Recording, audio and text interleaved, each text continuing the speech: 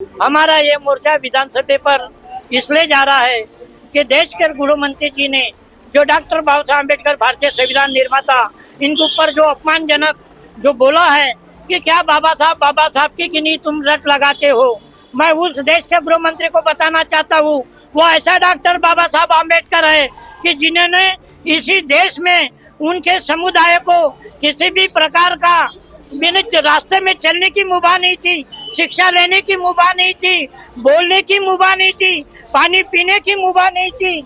और इस प्रकार का जो अन्याय इस देश में हो रहा था इंसान के ऊपर, वो सारे लोगों को दुनिया के सारे भगवान से मुक्ति दिलाते हुए एक इंसानियत को बहुत बड़ा इंसान का दर्जा दिला दिया है।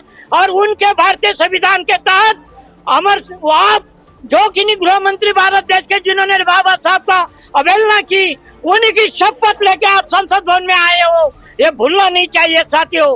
ये पूरे देश का कारोबार भारतीय संविधान से चलता है, आपकी मिमिक्री करने के या अपमानजनक लफ्ज से नहीं चलेगा।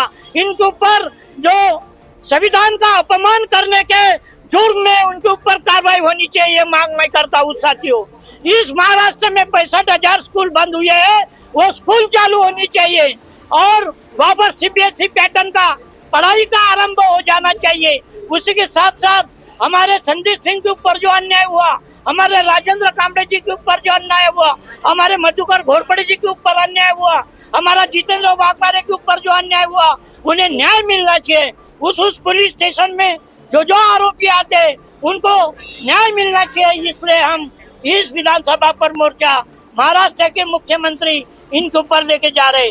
परभनी में जो भारतीय संविधान का अपमान किया और जिस आरोपी को जिस प्रकार से मारा गया, उन तमाम आरोपी को अरेस्ट होना चाहिए।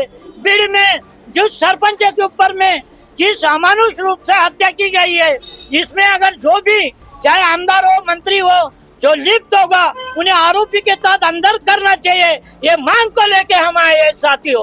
और महाराष्ट्र गवर्नमेंट ने हर मोर्चे के चाहे विधानसभा पे जितने भी मोर्चे निकलते हैं, उनकी तमाम मांगनी पूर्ण करने की नैतिक जिम्मेदारी उन्होंने स्वीकार करनी चाहिए।